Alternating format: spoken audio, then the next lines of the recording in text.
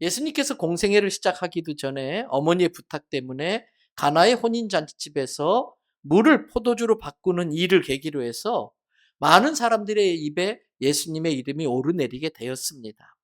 그리고 공적인 활동, 공생애를 시작하는 첫 번 유월절에 예루살렘 성전에 갔다가 성전 안에서 환전상들을 상을 엎어버리고 또 재물 파는 자들을 쫓아내면서 이것으로 인해 본의 아니게 많은 사람들이 알게 되는 화제의 인물이 되고 말았습니다.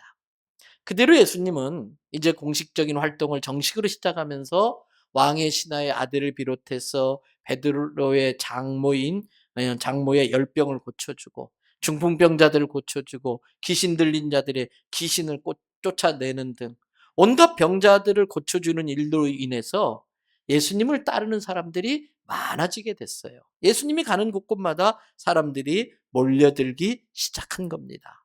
그래서 하루는 예수님께서 그 몰려든 사람들을 데리고 갈릴리 호수가 내려다 보이는 야트막한 동산 위에 올라가서 말씀을 전하십니다. 회개하라 천국에 가까웠다라고 하는 이 메시지를 비롯해서 소위 우리가 말하는 산 위에서 전한 보석 같은 말씀이다. 산 위에서 전해주신 보석 같은 교훈이다. 그래서 산상보훈, 산상교훈이라고 하는 설교를 하세요.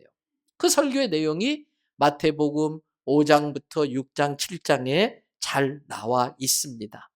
그 내용의 일부만 정리해 본다면 여러분들이 아시는 것처럼 팔복 설교를 먼저 하시지요. 가난한 자는 복이 있나니 천국이 저희 것입니다. 너희는 세상의 빛과 소금이다.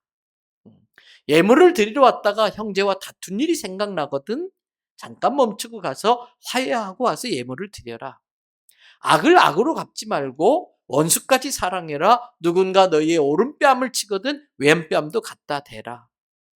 사람에게 보이려고 의로운 척 금식하고 그렇게 사람에 보이려고 외식하지 말아라. 이 땅엔 도둑도 많고 좀이 많아서 잘 쓸기 때문에 보물들은 하늘나라에 쌓아두어라. 비판받지 아니하려거든 남을 함부로 비판하지 말아라. 아무리 말을 그럴듯하게 해도 그 사람은 열매로 알 수가 있다. 많은 사람들이 넓은 길을 찾아가지만 너희는 좁은 길, 좁은 문으로 들어가라. 이런 등등의 말씀을 해주셔요. 그때 예수님이 하신 말씀 중에 하나가 오늘 본문입니다. 마태복음 7장 7절 이하의 말씀입니다. 제가 한번 읽어보겠습니다. 구하라. 그리하면 너희에게 주실 것이요. 찾으라. 그리하면 찾아낼 것이요. 문을 두드리라. 그리하면 너희에게 열릴 것이니 구하는 이마다 받을 것이요. 찾는 이는 찾아낼 것이요. 두드리는 이에게는 열릴 것이니라. 너희 중에 누가 아들이 떡을 달라 하는데 돌을 주며 생선을 달라 하는데 뱀을 줄 사람이 있겠느냐. 11절 같이 한번 읽어봐 주실까요? 너희가 악한 자라도 좋은 것으로 자식에게 줄 알거든 하물며 하늘에 계신 너희 아버지께서 구하는 자에게 좋은 것으로 주시지 않겠느냐. 그리고 앞에 나온 내용과는 그 의미가 좀 맞지 않는 것 같은 생뚱맞은 이야기가 12절에 붙어 있어요. 12절에 예수님이 하신 말씀, 그러므로 무엇이든지 남에게 대접을 받고자 하는 대로 너희도 남을 대접하라. 이것이 율법이요 선지자니라. 주님이 병들고 고통당하는 사람에게 해주신 말씀, 가난한 사람에게 해주신 말씀, 힘이 없어 힘 있는 자에게 구박당하고 괴롭힘 당하는 사람에게 해주신 말씀, 너무나 어려운 상황에 할 수 있는 것이 아무것도 없는 사람에게 해주신 말씀. 구하라. 그러면 주겠다. 이 말씀이에요. 거짓말 하실 수 없는 예수님께서 요한복음 15장 7절에서 이렇게 말씀하셔요. 우리가 이미 다 외운 말씀이에요. 너희가 내 안에 거하고 내 말이 너희 안에 거하면 무엇이든지 원하는 대로 구하라. 그리하면 이루리라. 빌립보서 4장 6절 7절에서도 이렇게 말씀하십니다. 아무것도 염려하지 말고 오직 모든 일에 다만 모든 일에 기도와 간구로 너희 구할 것을 감사함으로 하나님께 아뢰라. 그리하면 모든 지각에 뛰어나 모든 형편과 처지와 모든 상황을 아시는 하나님께서 하나님의 평강으로 그리스도 예수 안에서 그리스도 예수를 믿는 자에게 그리스도 예수의 이름으로 너희 마음과 생각을 지켜주신다. 왜 우리의 마음과 생각을 지켜준다고 했을까요? 지난주에도 설교한 것처럼 너무 힘들면 차라리 죽는 게 낫겠다. 이런 생각을 가진 마음들이 있다는 거예요. 그런 사람들을 주님의 평강으로 그 마음을 지켜주겠다는 말씀입니다. 또 예레미야가 3장 22절에서 하나님은 인자와 긍휼이 무궁하신 분이다. 그 하나님이 날마다 우리를 인자와 긍휼로 대하시기 때문에 아침에 일어날 때마다 우리가 정말 낙심된 마음으로 일어나지만 하나님의 은혜로 다시 일어설 수 있다는 믿음으로 하루를 시작할 수 있다는 거예요. 또 잘 아시는 로마서 8장 32절에서 자기 아들까지도 우리에게 내어주신 하나님께서 자기 아들까지도 저 끔찍한 십자가에 죽게까지 하면서 우리를 구원하시려는 하나님께서 아들까지 주셨는데 그 아들과 함께 다른 것들도 우리에게 당연히 주시지 않겠느냐 하신 말씀이에요. 빌립보서 4장 19절에서는 구하는 자에게 이렇게 해주신다는 거예요. 나의 하나님이 그리스도 예수 안에서 영광 가운데 그 풍성한 대로 너희 모든 쓸 것을 채우시리라. 그러므로 성도 여러분, 내가 아무것도 할 수 있는 것이 없을 때, 내가 할 수 있는 것이 아무것도 없을 때, 그때도 기도는 할 수 있습니다. 끔찍한 고통 가운데 질병 가운데 있어도 그래도 기도는 할 수 있더라고요. 가난해도 기도할 수 있습니다. 어쩌다 감옥에 갇힌 일이 있다 할지라도 감옥에서도 할 수 있는 게 기도입니다. 심지어 누군가가 내 입을 틀어막아도 기도는 마음으로 할 수 있는 것입니다. 예수님은 그렇게 기도하는 자에게 오늘 본문 8절을 통해서 분명히 말씀하셨어요. 같이 한번 읽어봐 주십니다. 구하는 이마다 받을 것이요 찾는 이는 찾아낼 것이요 두드리는 이에게는 열릴 것이니라. 할렐루야. 누가 받습니까? 구하는 자가 받습니다. 누가 받지 못합니까? 구하지 않는 자는 받지 못합니다. 근심과 기도는 다른 것입니다. 염려와 기도는 다른 것입니다. 걱정은 하는데 기도하지 않는 사람이 많습니다. 근심은 하는데 기도하지 않더라고요. 성도 여러분, 염려할 시간에 차라리 기도하시기 바랍니다.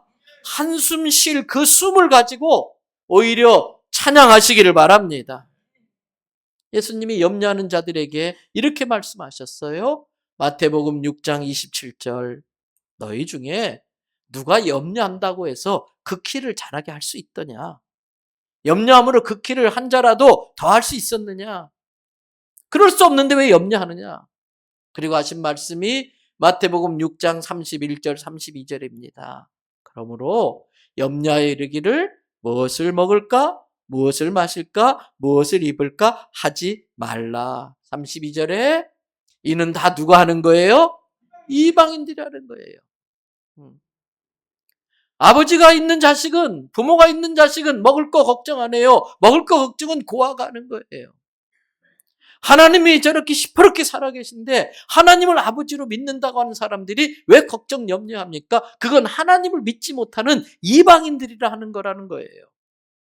하나님을 믿으면 너희의 하늘 아버지께서, 그냥 하늘 아버지라고 하지 않고 너의 하나님께서, 너의 아버지께서 너희의 삶에 필요한 이 모든 것을 너희에게 있어야 할 줄 알고 주시느니라라는 말씀이에요. 성도 여러분, 구한말에 우리나라에 와서 자기의 삶을 바친 언더우드 선교사를 잘 아실 겁니다.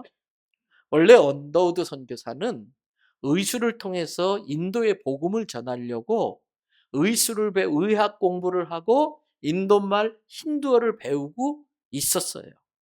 그런데 어느 날 언더우드에게 들리는 소식이 있었어요. 저 동양에 아주 조그만한 나라, 조선이라는 나라가 있는데 그 나라에도 복음을 전해야 되는데 그 나라에 헌신하는 선교사가 한 명도 없어서 조선의 선교사를 파송할 수가 없다는 거예요.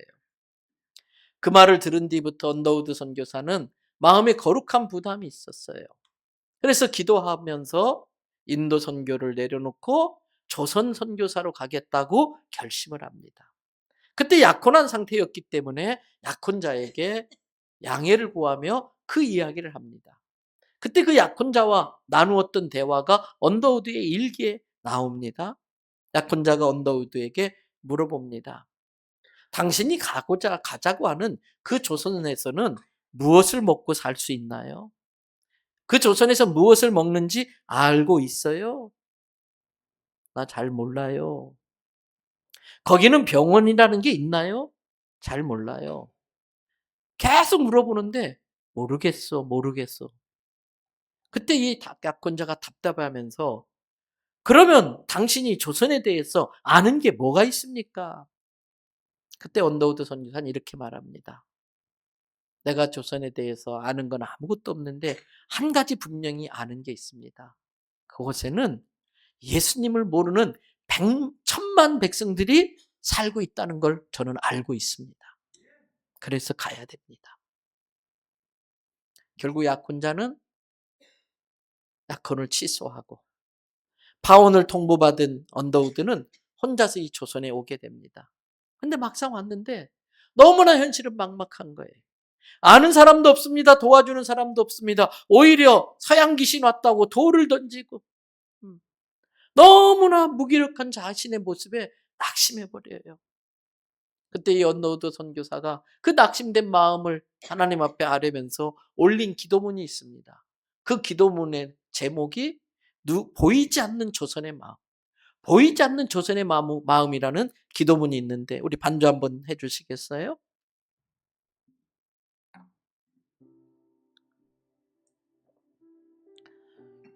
주여, 지금은 아무것도 보이지 않습니다.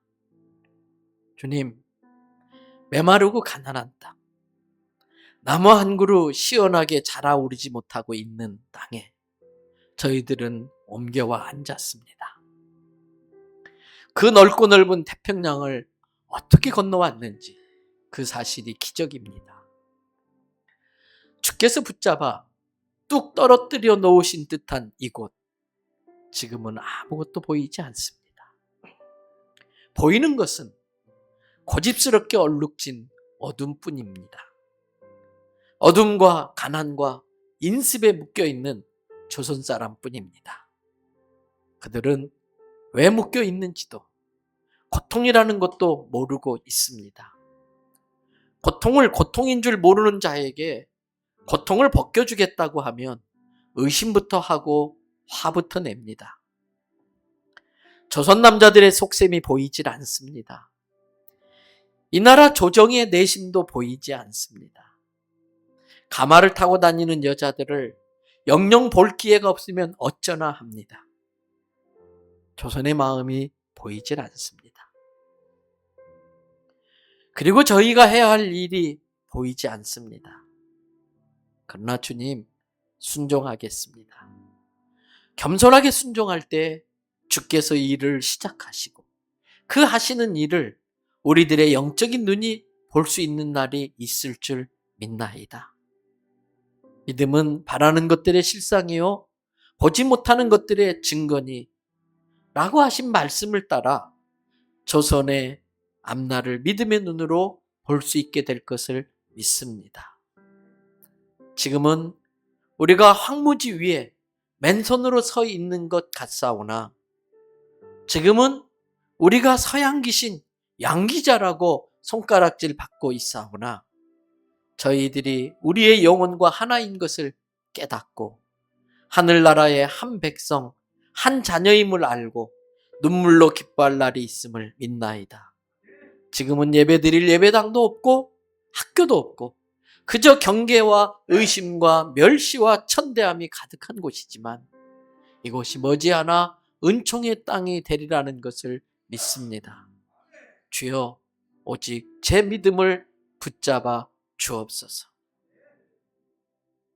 이렇게 기도하던 언더우드는 다시 힘을 내서 1886년 3월 29일에 이 땅의 최초의 서양 의료기관인 지금의 연세대학교 연세의료원의 전신인 제중당 의학원을 세우게 됩니다. 거기서 언더우드는 의술로 사람들을 섬기면서 영어를 가르치고 물리화학을 가르치고 자기 뒤를 이을 의사를 키우기 위해 의학을 가르치면서 본격적인 선교를 시작하게 됩니다. 언더우드는 1888년 파견된 선교사이자 자기가 세운 그 제중원의 여의사로 온 8살 연상의 릴리어스 스털링 호튼과 결혼을 합니다. 둘은 평생을 이 조선 땅을 위해 복음을 전하는 일에 삶을 바칠 걸 결심합니다. 그리고 신혼여행을 선교여행으로 떠납니다.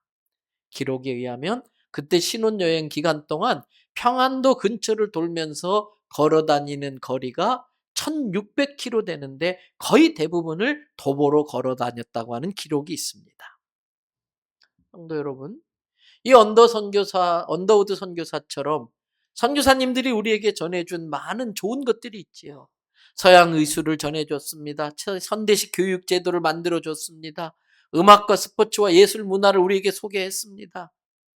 많은 걸 우리에게 갖다 주었습니다. 그런데 그분들이 준 것 중에 가장 중요한 것 중에 하나가 뭔지 아십니까? 아무것도 보이지 않을 때 믿음으로 하나님께 기도를 구하며 나아가는 그 삶의 모습이었습니다. 선교사님들은 우리에게 이것을 신앙의 유산으로 물려주기 위해서 자신들의 삶을 바치며 자신들의 몸을 이 땅에 묻은 것입니다. 그렇습니다. 기도하면 주십니다. 주님이 구하라 그리하면 너에게 주실 거라고 주님이 약속하셨기 때문에 기도하면 주십니다. 그러나 이 말씀의 의미는 구하기만 하고 아무것도 하지 말고 마냥 기다리고 있으면 된다고 하는 그런 말은 아닙니다. 오늘 본문은 7절에서 구하라 그리고 찾으라 그리고 두드리라 이렇게 말씀하고 있습니다. 성경학자들은 이 본문을 점진적 발전의 표현이라고 설명하고 있어요. 점진적으로 발전해 가는 걸 이런 식으로 구하라, 찾으라, 두드리라고 표현했다는 것입니다. 1524년에 발간된 취리 성경은 1522년에 발간된 마틴 루터 성경과 쌍벽을 이루고 있어요. 제 책상에 그 취리 성경이 있는데 그 성경은 이 부분을 이렇게 풀이하고 있어요. 믿음을 가지고 일정하게 지속되어져 가는 기도의 자세. 믿음을 가지고 일정하게 지속적으로 기도하는 자세를 우리에게 그런 식으로 알려주고 있다는 거예요. 구했으면 더 나아가서 찾아 나서야 합니다. 찾았으면 열릴 때까지 두드리는 적극적인 태도가 필요하다는 거예요. 즉 소원을 이루기 위해서 하나님의 말씀으로부터 좌로나 우로나 치우치지 않고 응답될 때까지 앞으로 나아가는 일정하고 일관된 생활 태도가 기도해야 하는 사람의 자세이고 그것이 믿음으로 기도하는 것이라는 거예요. 성도 여러분, 기도했으면 찾는 모습을 보여줌으로써 하나님께 우리가 드린 기도가 믿음으로 드린 기도라는 걸 증명해 보일 수 있어야 됩니다. 기도했고 찾아 나섰으면 문을 열어줄 때까지 열심히 두드려서 찾아낸 걸 받아냄으로써 진짜로 기도했다는 것을 증명해 보여야 한다는 겁니다. 사랑하는 성도 여러분, 아무것도 할 수 없는 절망의 상황에서 눈을 들어 산을 보시기 바랍니다. 사방팔방 다 막혔어도 위는 열려 있어요. 눈을 들어 나의 도움이 어디서 오나 보시기 바랍니다. 시편 123편과 124편을 연속해서 읽고 말씀을 마무리합니다. 하늘에 계시는 주여, 내가 눈을 들어 주께 향하나이다. 상전의 손을 바라보는 종들의 눈같이, 여주인의 손을 바라보는 여종의 눈같이 우리의 눈이 여호와 우리 하나님을 바라보며 우리에게 은혜 베풀어 주시기를 기다리나이다. 여호와여, 우리에게 은혜를 베푸시고 또 은혜를 베푸소서. 심한 멸시가 우리에게 넘치나이다. 안일한 자의 조소와 교만한 자의 멸시가 우리 영혼에 넘치나이다. 이스라엘은 이제 말하기를 여호와께서 우리 편에 계시지 아니하셨더라면 우리가 어떻게 하였으랴. 사람들이 우리를 치러 일어날 때에 여호와께서 우리 편에 계시지 아니하셨더라면 그때에 그들의 노여움이 우리에게 맹렬하여 우리를 산채로 삼켰을 것이며 그때에 물이 우리를 휩쓸며 시내가 우리 영혼을 삼켰을 것이며 그때에 넘치는 물이 우리 영혼을 삼켰을 것이라 할 것이로다. 그러나 우리를 내주어 그들의 이에 씹히지 않게 하신 여호와를 찬송할지어다. 우리의 영혼이 사냥꾼의 올무에서 벗어난 새같이 되었나니 올무가 끊어짐으로 우리가 벗어났도다. 우리의 도움은 천지를 지으신 여호와의 이름에 있도다. 성도 여러분, 가난의 올무를 하나님이 끊어주실 줄 믿습니다. 연약함의 올무, 질병의 올무를 끊어주시기를 축복합니다. 조상대대로 내려오는 가난과 저주의 올무를 끊어주시기를 축복합니다. 이제 우리는 사순절 기간을 보내고 있어요. 예수님의 십자가 고난을 묵상하면서 부활을 기다리는 사순절 기간이에요. 여러분, 이때에 구하라 그러면 주신다고 하신 하나님 앞에 특별한 마음을 가지고 작정하며 매달려 기도해 보시기를 바랍니다. 어떻게 되는지 한번 보시기를 바랍니다. 요즘에 새벽에 많은 분들이 기도하러 나오셔서 정말 감사해요. 그런데 여러분, 기도하셔야 돼요. 사건 사고 터지고 기도해도 좋으신 하나님이 해결은 해주세요. 그런데 시간 잃고 기회 잃고 건강 잃고 돈 잃고 사람 잃고 생명 잃고 사건 사고 터지고 나서 기도해도 주님이 그 기도 들으시고 응답하시고 해결을 해주시지만 생명 잃고 사람 잃고 시간 잃고 기회 잃고 건강 잃고 돈 잃고 때문에 사건 사고 터지기 전에 미리미리 저축하는 기도하셔야 돼요. 우리 자녀들이 인생을 살아가면서 정말 나는 아무것도 할 수 없다라고 좌절을 느끼는 때가 반드시 온단 말이에요. 그럴 때 우리 아이들이 기억해야 될 것은 나를 위해 기도하는 부모님이 떠올라야 돼. 그때 부모님들이 내게 해주신 그 기도가 저금 통장에 저축된 것처럼 꺼내 쓸 수 있게 하셔야 되는 겁니다. 사랑하는 성도 여러분, 아무것도 할 수 없을 것처럼 느껴질 때에 기도로서 하나님 앞에 구하시기를 바랍니다. 그리고 믿음으로 찾아 나서시기를 바랍니다. 그리고 열릴 때까지 끈질기게 믿음으로 두들기시기를 바랍니다. 그리고 이제는 아래를 바라보고 나의 도움이 필요한 사람이 누구인지를 생각하며 남을 돕고 섬기며 살아가는 우리 성도들 되기를 주님의 이름으로 축복합니다.